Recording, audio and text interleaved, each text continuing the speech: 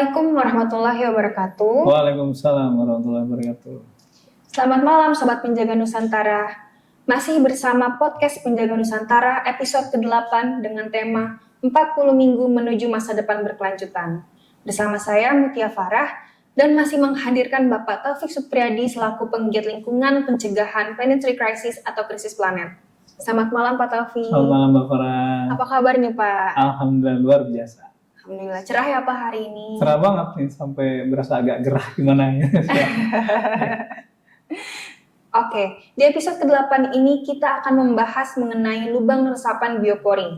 Di Penjaga Nusantara akan kita kupas tuntas. Baik Pak, sebelum kita mulai nih, kayaknya supaya lebih hidup suasananya dan lebih seger, gimana kalau kita minum dulu Pak? Boleh Mbak Farah, terima kasih. Ini bersama PT Hidup Jaya Abadi Pak. Oh iya, siap untuk Hidup Jaya Abadi. Terima kasih Mbak Farah.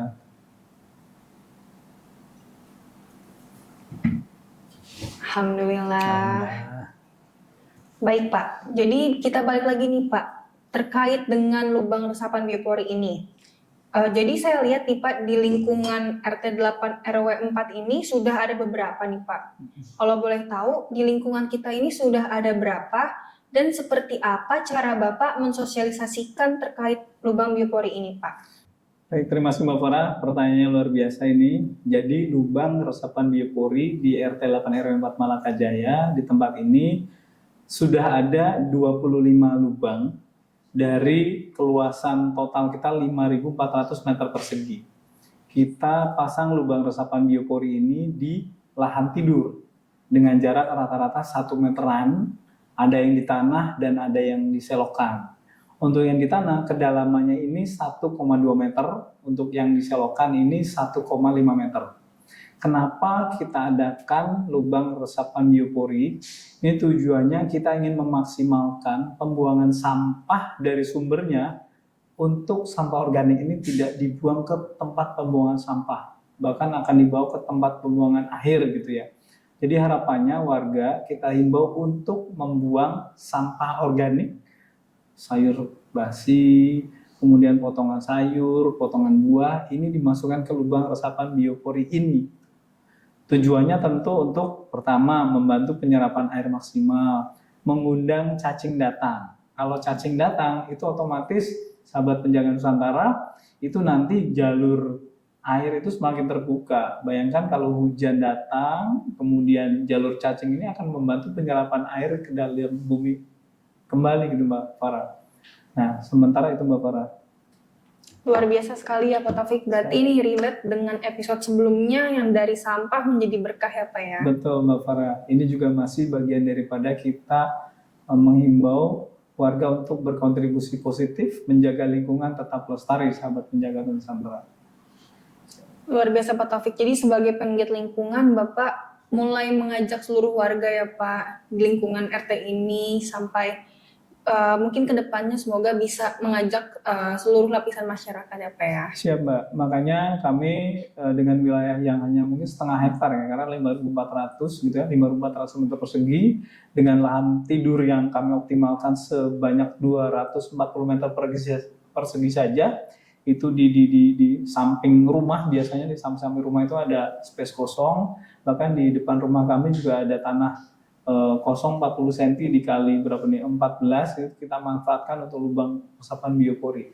Ini menarik Mbak Farah, kenapa? Karena selama ini kan mohon maaf nih kalau malam tikus berkeliaran gitu ya, kemudian kecoa juga kan banyak di mana-mana. Dengan adanya warga membuang sampah organik ke dalam lubang biopori ini, alhamdulillah sih semakin terlokalisir ya. Jadi di titik itu lebih banyak kecoa di dalam situ gitu. Ya harapannya sih mudah-mudahan semakin berkurang kecoa yang di tempat lain biar ngumpul di tempat kita gitu. Kemudian ya yang menarik lagi ini karena tutup bioporinya ini juga terbuat dari plastik, karena ada makanan ya beberapa digigitin tikus, tapi nggak apa-apa, itu resiko, nanti kita tinggal ganti itu Mbak Farah. Benar banget Pak, itu sangat inovatif sih Pak, karena dari lahan yang tidur akhirnya Bapak olah, akhirnya menjadi suatu manfaat ya Pak ya? Betul Mbak Farah. Pokoknya nggak boleh adalah nganggur intinya di situ. Ya, siap. Nah, tapi sambil ngomongin biopori, Pak, saya juga salfok nih, Pak, sama beberapa furniture yang ada di studio kita. Ini yang item-item ini apa ya, Pak, Oh kalau iya, boleh tahu? ini saya ambil ya, Mbak Farah. Ini Silahkan, kebetulan ada tulisan lubang resapan biopori nih, sahabat penjaga Nusantara. Ini lubang resapan biopori ini adalah produk dari Rumah Sopan, di mana kami sendiri didapuk sebagai salah satu pembina di Rumah Sopan. Ini produk Rumah Sopan, ini bukan corong, bukan gelas apa nih Mbak Farah, tetapi ini adalah casingnya lubang biopori yang bisa dibuka. Ini yang tadi saya bilang karena plastik gitu ya, jadi karena ada makanan di dalam, tikus nih ada beberapa yang sudah mulai menggigit ini, tapi nggak apa-apa, risiko. Memang ada banyak pilihan, ada yang berbentuk besi gitu ya, kemudian ada yang plastik jenis lain gitu. Kami kebetulan dari 25 titik ini memanfaatkan casing ini produk dari Rumah Sopan. Nah, ini setelah kita lubangi, kalau di gambar ini ada ya, nanti akan muncul gambar akan kita bahas. Setelah kita lubangi sejauh sedalam 1,2 meter gitu Mbak Farah, kemudian di atasnya kita tutupi casing gitu ya, supaya tidak memalukan bentuknya lah, kira-kira biar cakep juga gitu kan. Biar estetik ya, Biar Pak? estetik juga gitu. Jadi ya ini memang murah meriah, tetapi ini Bapak ini mungkin bisa dilihat ini. Nah itu kalau sahabat penjaga Nusantara, ini ada lubang, kira-kira diameternya pipa 4 inci gitu ya. Kalau ini persis beginilah 4 inci, kemudian dalamnya 1,2, harapannya itu tadi kalau diisi dengan sampah organik, itu jalur cacing yang berwarna putih itu akan membantu penyerapan air lebih maksimal gitu Mbak. Bayangkan ya itu tadi kalau hujan penuh, ini kan jaring-jaring gitu ya, aduh Masya Allah berkah banget tuh. Nggak pernah kepikiran sebelumnya, ini kan sedekah warga untuk lingkungan tetap lestari gitu Mbak Farah. Mau pegang boleh Mbak, silakan. Masya Allah Pak. Iya. Tuh kan bisa buka, buat wanita aja bisa ngebuka dengan mudah gitu, apalagi laki-laki kan. Bener banget Pak. Siap. Jadi bisa dipakai berbagai kalangan ya Pak, berbagai Bisa. gender ya Pak ya. Siap. Jadi kalau Mbak Farah pengen buang sampah sisa makanan, jangan jauh-jauh ke tempat sampah, ke sebelah rumah saya aja atau di depan rumah saya, tinggal Mbak Farah keluar rumah belok kiri, masukkan sampah organik ke dalam lubang resapan biopori ini. Semoga menginspirasi sahabat penjaga Nusantara dimanapun berada. Jadi ini murah meriah gitu ya. Bisa hubungi toko Green Life Store nih, tokonya RT 8 RW 4 Malaka Jaya bersama Tumbuh Maju. Silakan nanti hubungi Mbak host kita nih ya. Itu Mbak Farah. Iya, jadi teman-teman kalau misalnya berminat nih untuk memakai plastik yang sangat bermanfaat ini, bisa langsung ya Pak ya. Hubungi kita, ke Green Life Store kita. Nah, tapi balik lagi nih Pak, ke foto ini nih Pak. Jadi tadi kan kata Bapak yang putih-putih itu jalur cacingnya Pak. Berarti secara tidak langsung lubang biopori ini bukan cuma untuk mengolah pengomposan sampah organik, tapi juga bisa sebagai membantu menggemburkan tanah ya Pak ya?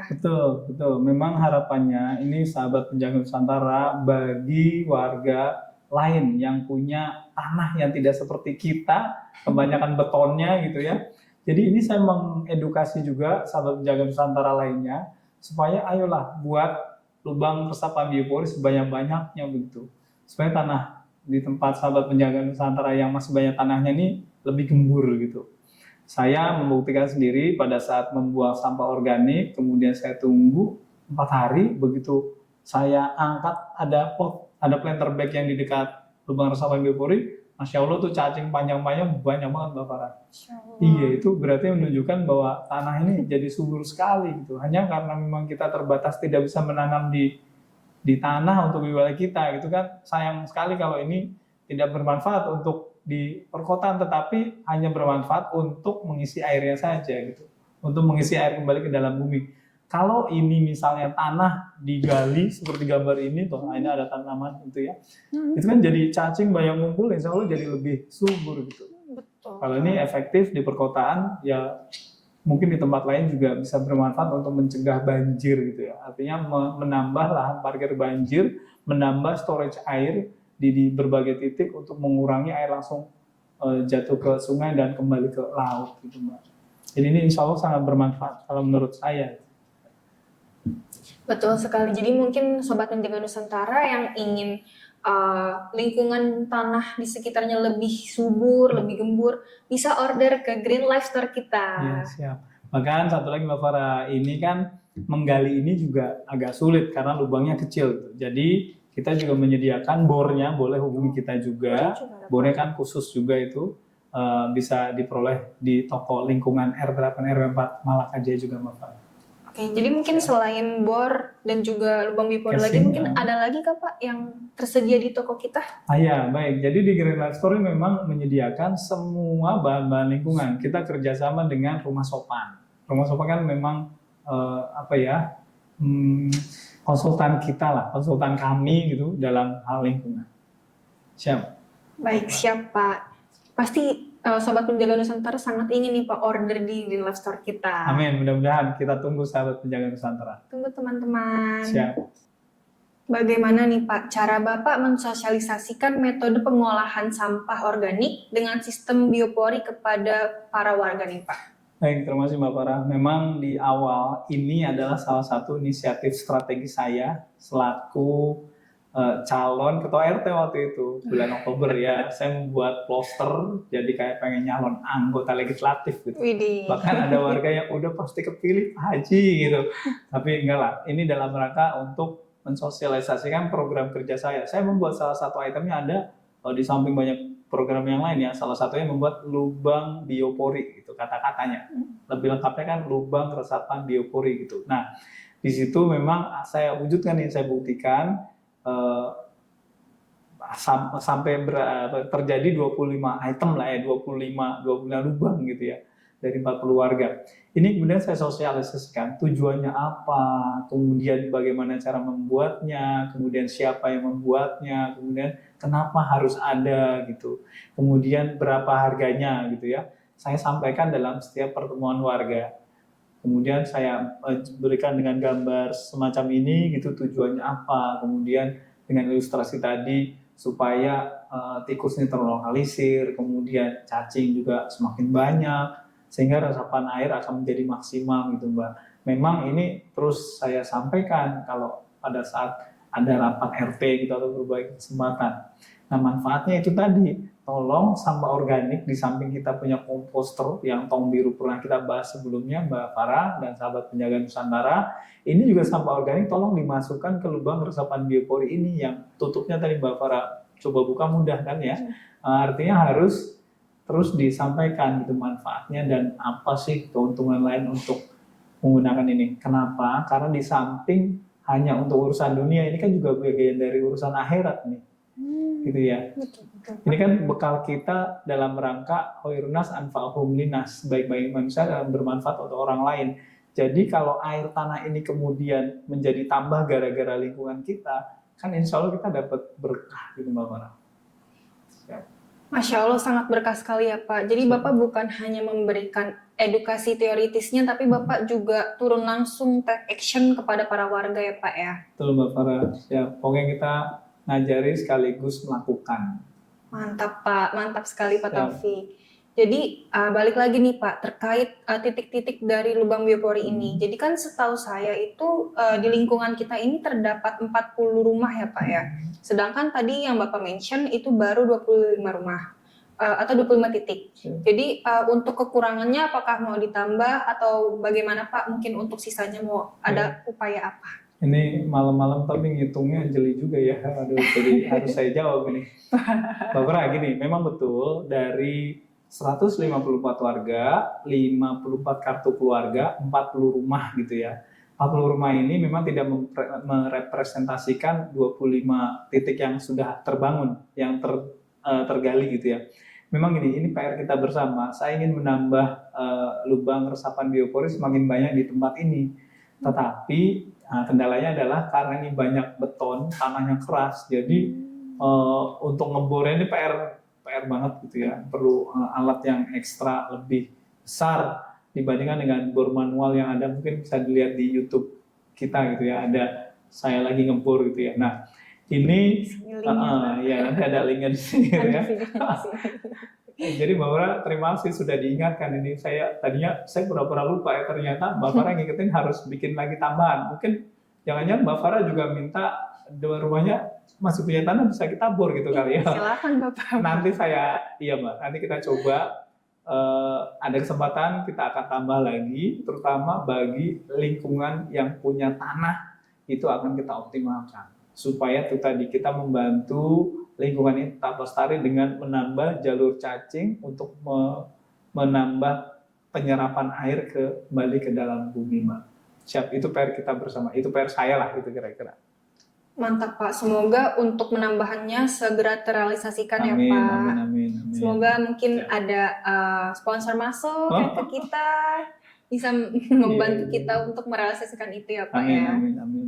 Menambahkan jawaban Mbak Farah, jadi sesuai Undang-Undang 32 tahun 2009 tentang pengelolaan tanah, pengelolaan lingkungan hidup, ini kan kita diberi kesempatan sebesar-besarnya dengan cara kita masing-masing. Nah, ini adalah salah satu cara kita untuk menjaga lingkungan tetap lestari. Kenapa? Karena kalau kita lihat pot kita ya, tanaman yang kita tanam dalam pot gitu ya, ini kan lama-lama tanahnya keras, kemudian turun gitu ya. Kalau tidak diremajakan kan kasihan, tanaman kita kurang nutrisi gitu ya. Nah, dengan adanya lubang biopori ini tentunya akan meremajakan tanah, kemudian mengurangi tingkat kejenuhan tanah, bahasa anak muda sekarang mungkin kebeteannya tanah gitu ya. Artinya dengan ada cacing bergerak, kemudian mengejar, ya kan tanah jadi subur gitu ya. Nah, jadi inilah cara kami untuk menjaga lingkungan tetap lestari. Kenapa? Karena ini kita diberi kesempatan sebesar-besarnya menurut undang-undang, ya harus kita jalankan. Itu Mbak Farah. Luar biasa ya Pak benefit dari si lubang biopori ini. Jadi bukan cuma 1, 2, 3, tapi tadi sudah 5 lebih sih Pak. Aduh, dari terima yang Bapak mention. Udah dihitung Mbak Farah juga nih luar biasa. Nah, jadi balik lagi nih Pak, dari 40 item yang telah disediakan dalam media percontohan kita, dalam pencegahan planetary crisis di sini, lubang resapan biopori menjadi hal penting sebagai pencegahan pencemaran dan kerusakan lingkungan. Bahkan di saluran juga buat Bapak nih Pak. Jadi bisa dijelaskan nih Pak mengenai upaya meningkatkan kualitas air tanah menurut Bapak bagaimana nih Pak? Baik, terima kasih Mbak Farah. Tadi memang sudah disampaikan bahwa tidak hanya di dalam tanah, tetapi juga tidak hanya di tanah gitu ya, tetapi di saluran air pun kita buat lubang resapan biopori dengan casing yang berbeda. Tutup atasnya tidak sama seperti yang tadi kita ambil ini ya, ini belakang ini, sobat penjaga Nusantara, tetapi itu kita bedakan dengan paralon yang kalau tidak salah hanya 40 cm saja dalamnya, kemudian tanpa casing kita bor 1,5 meter gitu. Di atasnya kita tutup dengan paralon yang berlubang gitu. Tujuannya untuk membantu penyerapan air supaya lebih banyak dan lebih maksimal. Artinya infiltrasi air kembali ke dalam bumi ini menjadi maksimal itu. Semakin banyak air yang masuk kembali ke dalam bumi dengan filter yang langsung made in ilahi gitu ya. Kalau ini sisir made in ilahi gitu, kalau itu di tanah tuh filter made in ilahi gitu. Kira-kira air yang diselokan ini kembali masuk lagi ke dalam bumi. Nanti mungkin kapan-kapan akan kita bahas sumur resapan dalam gitu ya. Nah, sementara ini kita bahas lubang resapan biopori ini yang di got, yang di saluran air, yang di drainase. Di sini berarti saya hitung ada kalau tidak salah bisa 12 sendiri nih. Itu belum semua juga karena memang tanahnya keras. Banyak batunya gitu. Untuk pengadaan satu lubangnya kalau di perkotaan kan biayanya beda banget dengan pada saat saya ngebor di daerah Bogor gitu ya, lebih mudah ditembus tanahnya. Itu Mbak Farah. Nah, tadi kita udah denger ya Sobat Penjaga Nusantara terkait dari multi benefit dari si lubang resapan biopori ini. Jadi bagi Sobat Penjaga Nusantara yang tertarik untuk memiliki lubang resapan biopori ini di rumah, bisa langsung order ke Green Life Store kita RT8 RW 4 melalui IG kita atau YouTube di Instagram Penjaga Nusantara dan YouTube Penjaga Nusantara. Ditunggu ya ordernya teman-teman. Terima kasih sudah mempopulerkan RT8 RW 4 Malakajaya ini Mbak. Betul sekali Pak. Jadi balik lagi nih Pak ke topik kita yang tadi. Tadi tuh Bapak sempat mention terkait